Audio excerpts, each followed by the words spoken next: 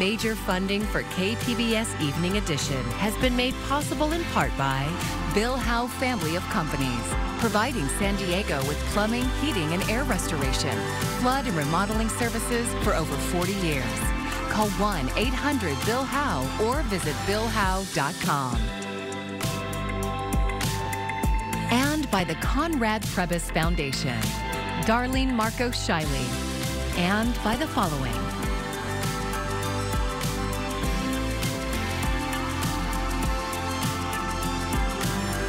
And by viewers like you. Thank you.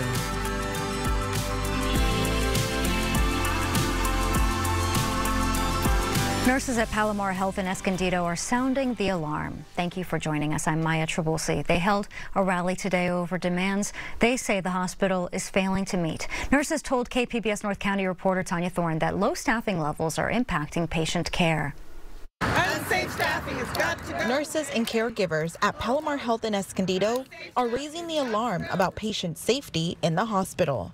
We're asking Palomar to give us more respect, to retain our staff and no work short. We've been very short, and for patient safety. Constanza Nader works in the hospital's emergency department and picketed with colleagues Thursday morning. When you have a patient that is delusional because of a procedure or because of a mental illness, we cannot have a camera sitting there watching the patient. She says Palomar Health and the nurses union have failed to reach an agreement. As a result, staffing has gone down and cuts in services are impacting patient care. We need the CNAs, we need somebody that is there to provide the safety and the security that that patient needs. The camera cannot come and hold the hand, it cannot redirect an elderly patient that is confused. She says that without a strong contract, recruitment for new staff also gets harder. And that's an added stress to the staff trying to keep up with patients. We want the support of the community because this is what this hospital is for, to serve the community, to be here for them, to care for people when they're in the most vulnerable state. The nurses and caregivers contract expired in July, but was extended until the end of September. That contract has now expired. And registered nurse Michelle Jones says morale is low. I love being a nurse and I love providing care for my patients, and I love to provide them the best care possible here in Palomar Health, and we do that with a good contract. We reached out to Palomar Health for an interview, but they said they have no comment at this time. Negotiations between the hospital and nurses union pick up at the end of October. Tanya Thorne, KPBS News. Hotel workers at the Hilton San Diego Bayfront will return to work tomorrow after more than a month on strike. Union leaders say their new 4-year contract includes significant wage increases as well as improved pensions and health care funds.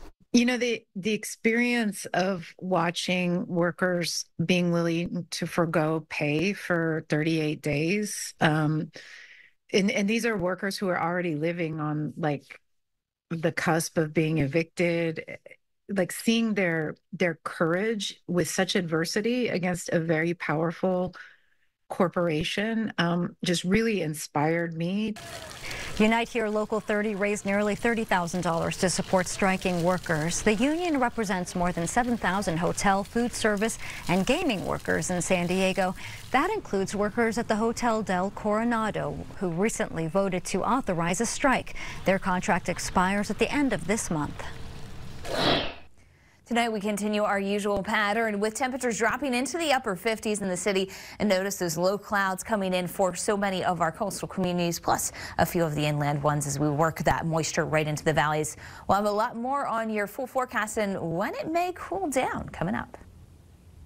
Milton made landfall in Florida as a Category 3 hurricane last night, bringing winds up to 180 miles per hour. The National Hurricane Center says the storm weakened to a Category 1 as it cut through the state. Milton's storm surge was less than expected, but still landed a powerful punch. It also spawned tornadoes that are being blamed for several deaths. You could see the winds pick up and that, and you could feel that tornado coming through, and we just watched everything get picked up and take the shed and lifted it up and throw it right over to the neighbor's yard and stuff. This is the first time we've seen it this bad where it's destroyed everything like this. There were at least 9 storm-related deaths statewide, but the number could rise as damaged structures are cleared. San Diego Mayor Todd Gloria was elected in 2020 on promises of making the region less dependent on cars. But KPBS Metro reporter Andrew Bowen says when San Diego debates transportation policy, Gloria is often absent. Much of the county's transportation policy is set at SANDAG, which manages local, state, and federal transportation dollars. At a mayoral debate in 2019, Gloria pledged to take the lead at SANDAG, and he touted his support for a set of reforms that would give him more voting power at the agency's board of directors.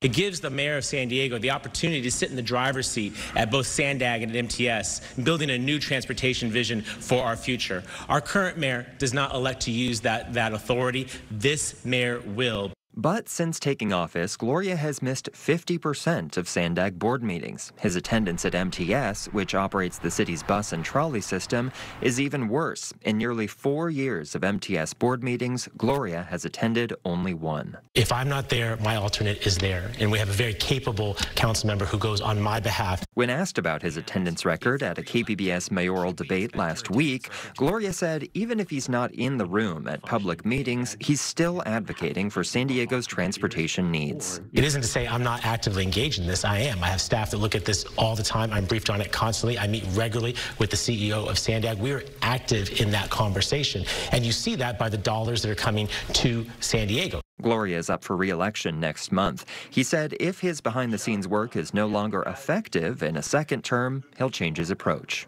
Andrew Bowen, KPBS News. A statewide initiative called My Vote, My Health aims to increase voter turnout among low-income and minority residents. KPBS health reporter Heidi DeMarco says local health practitioners are part of the effort. San Ysidro Health pediatrician Aldo Rodriguez is encouraging families to vote during routine checkups. He says civic participation is linked to better health outcomes. People that we've elected have made, big impacts in people's lives. Now being able to ensure that all children, regardless of their legal status, can receive health care. Alejandra Perez is Director of Community Relations for San Ysidro Health. She says they want their patients to understand voting can drive change. We can only support with about 20% of the overall health outcomes of a patient. The remaining 80% are influenced by factors that policies really drive. New data from the California Health Interview Survey show a connection between economic hardship, housing instability, and low civic engagement among vulnerable populations. Less than half of people facing housing insecurity or earning around $30,000 a year are voting regularly. That's compared to about 70% of people in more stable situations earning twice as much. Perez says using trusted messengers in the clinic can increase turnout. We were able to see an almost 13% voter turnout amongst low propensity voters. She says many of the communities served by the clinics are often just focused on getting by, leaving little time to think about voting. So oftentimes it's that simple question of, did you vote?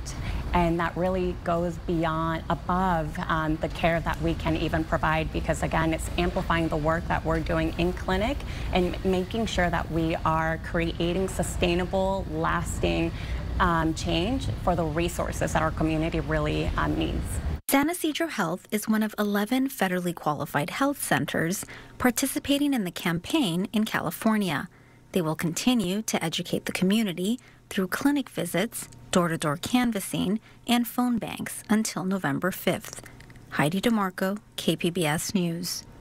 It is difficult to borrow money for local housing and infrastructure. Approval of 2/3 of voters. In November, California voters have a chance to make it easier. Cal Matters reporter Ben Christopher explains Proposition 5.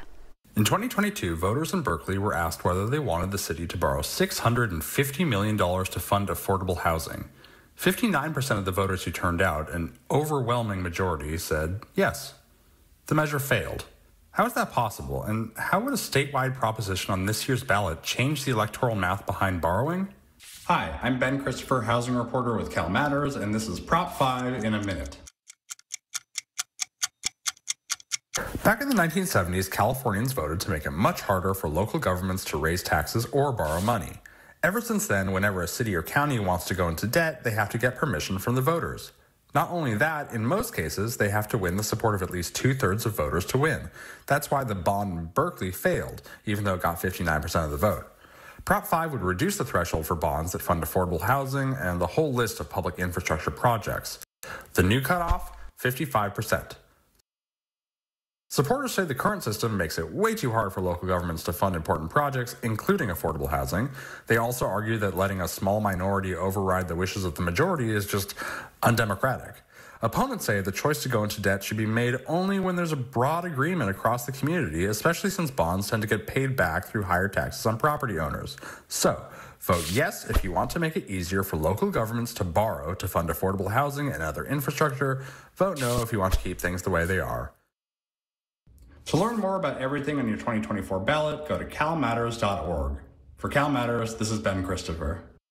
And a reminder to check out the KPBS Voter Hub. You can find voting locations, election explainers, and a lot more of our coverage. Just go to kpbs.org/voterhub.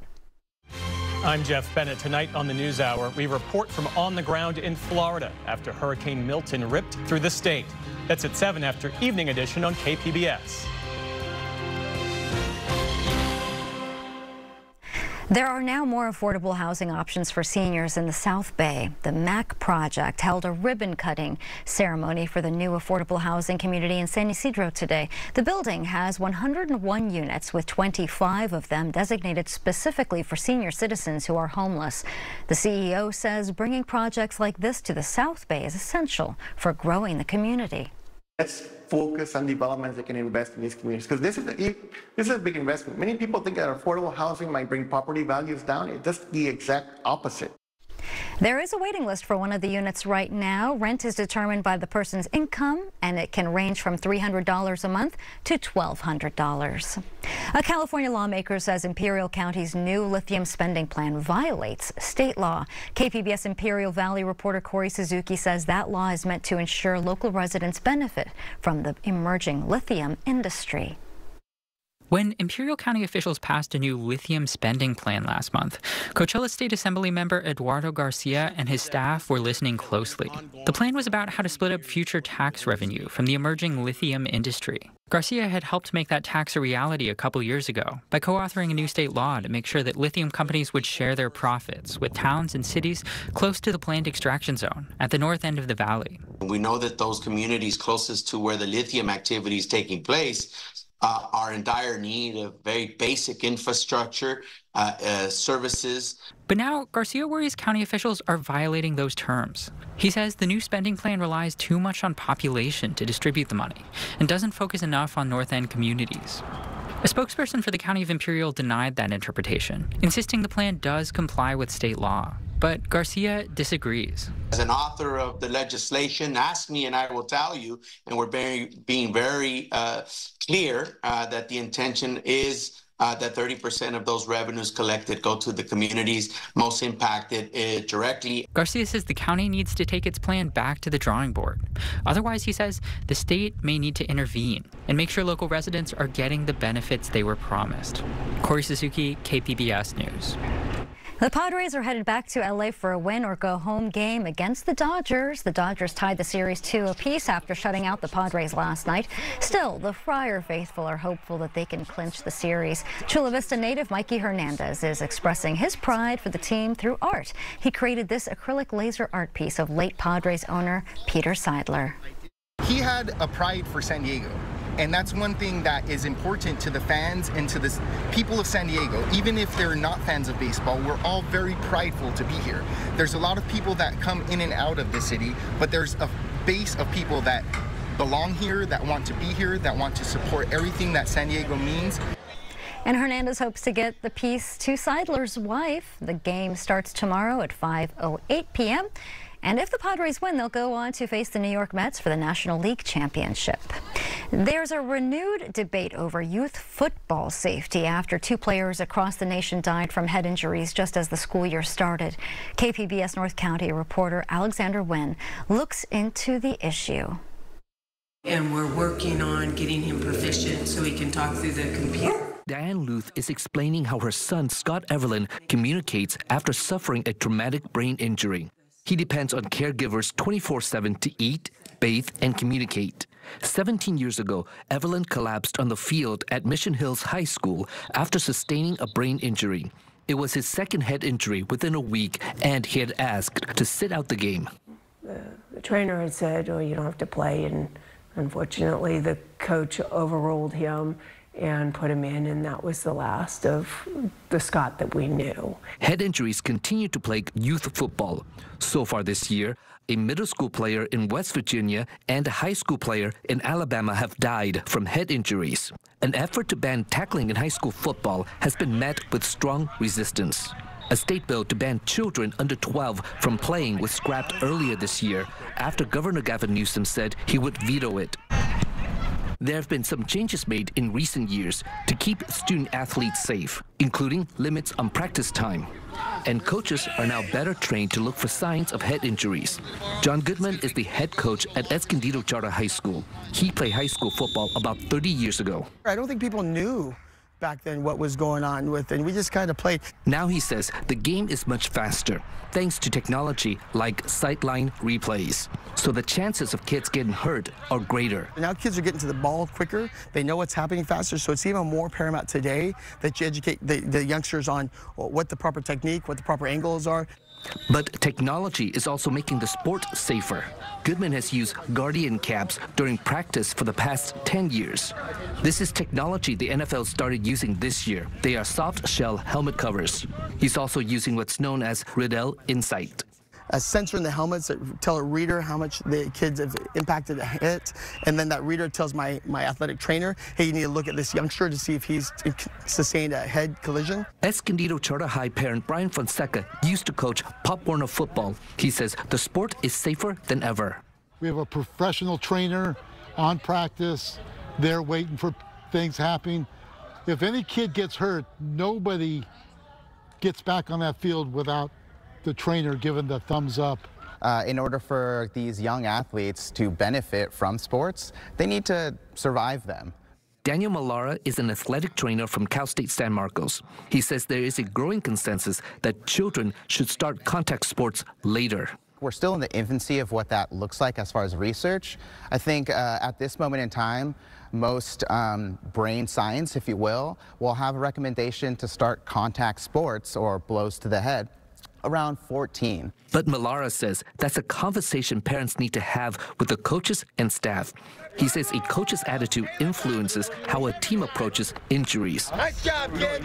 Scott Evelyn says his coach was to blame for his injury, ending his dream of medical school. It also makes communication a slow process, with his mother reading his words, saying coaches need to do a better job listening. Make sure that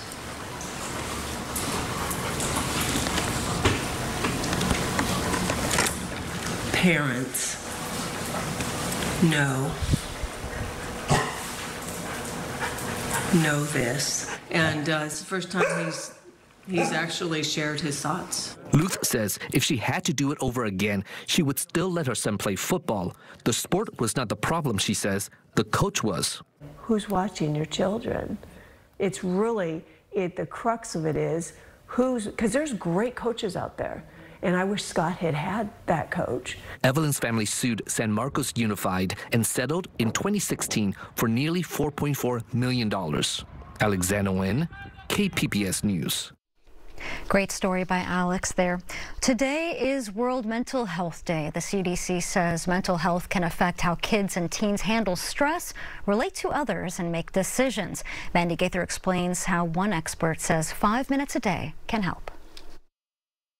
We're all busy, so it can be easy to put off prioritizing family time. But parents play a significant role in their child's mental health. Even when we are hoping to spend time as a family, we have our phones out or we have to think about all the things we have to do that day. And so it's really hard to just be fully in and present with our kids, unfortunately. In recent years, health officials say there have been significant increases in certain mental health disorders in U.S. youth, including depression, anxiety, and thoughts of of suicide, and many may not get the help they need, says psychologist Whitney Ragland-Bignall. I think it's really important for us to think about, one, how we can help our youth who are unfortunately feeling sadder than ever before and lonely. We know that we are in a loneliness epidemic. That's why the Kids Mental Health Foundation is encouraging parents to do the Take 5 challenge. Each day, spend at least 5 minutes of intentional time with no distractions. Bignall says to allow the child to choose what's done in that time, be positive, fully present, and engaged in whatever they've asked you to do with them. Think about the fact that most kids, they don't get much autonomy throughout their day. They are told what the routine and the schedule is and what they have to do. So having 5 minutes where they get to choose something and you as a parent are praising them and giving them attention means a lot. For Health Minute, I'm Mandy Gaither.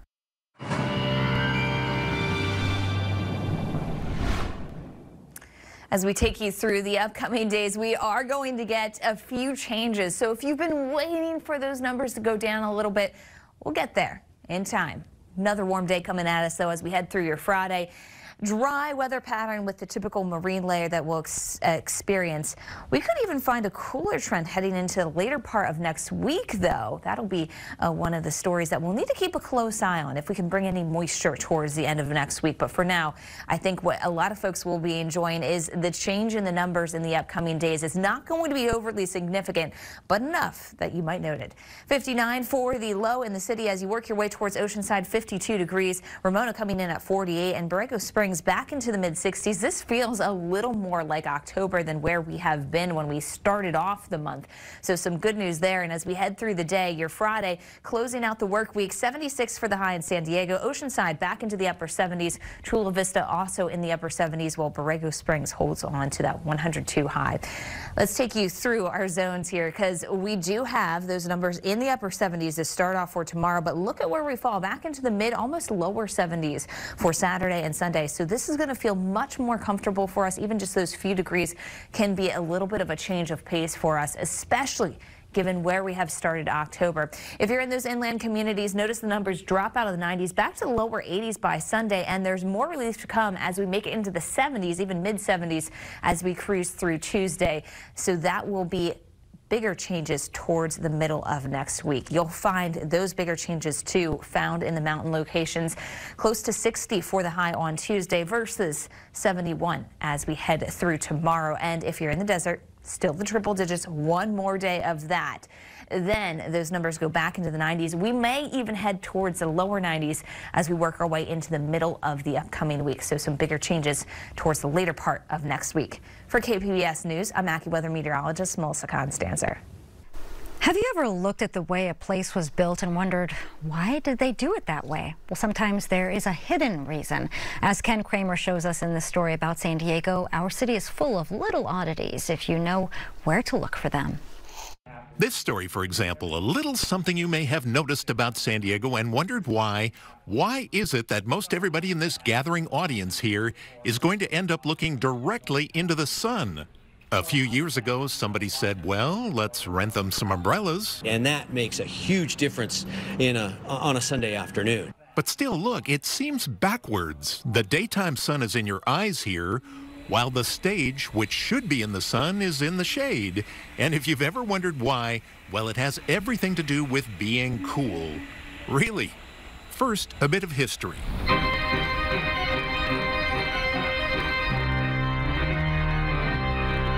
This is the Spreckles Organ Pavilion, of course, where there have been free concerts every Sunday for a very long time now. But not just that. Over the years, Ross Porter told us some really famous celebrities have stood in the shade while looking out at crowds who all had the sun in their eyes. Yes, Albert Einstein comes to mind. Herbert Hoover spoke on this stage in 1935. Aimee Semple McPherson, the great evangelist, did revivals here. I wonder if they thought things ought to be turned around here. You know, if you're watching the show, the sun should be at your back and shining on the stage, right? But the fact that the organ is north-facing means that the stage and the console and the pipes are well protected, and the audience is the ones who get to look into the sunshine. Ross Porter is executive director of the Spreckels Organ Society, so we went to him about this because it seems so strange. The building was backwards. And it turns out it's one of those cool little things done intentionally. If the hot San Diego sun were allowed to beat right down on this organ and the pipes, wouldn't be good. Not at all. The difference in temperatures from the front of the organ to the back of the organ would throw it out of tune much more easily. It was an engineering consideration from day one. How do we protect an outdoor organ from the elements? Well, in San Diego, you build it facing north. So the audience gets to look into the sunshine, but the pipes are well shaded. And we thought that was a cool story about San Diego. Very interesting. And if you want to see more of Ken Kramer's stories, his Emmy Award-winning show about San Diego can be seen every Thursday night at 8 o'clock right here on KPBS. And here's a look at what we're working on for tomorrow in the KPBS newsroom. On NPR's Morning Edition, more women who've been denied abortions have been going public with their stories. And research indicates such personal stories can affect voters. And KPBS Roundtable will be discussing whether the Tijuana River Valley should be the EPA's next Superfund site in Southern California. You can find tonight's stories on our website, kpbs.org. Thanks for joining us. I'm Maya Trabulsi. Good night. Major funding for KPBS Evening Edition has been made possible in part by Bill Howe Family of Companies, providing San Diego with plumbing, heating, and air restoration, flood and remodeling services for over 40 years. Call 1-800-BILL-HOWE or visit billhowe.com. And by the Conrad Prebys Foundation, Darlene Marcos Shiley, and by the following.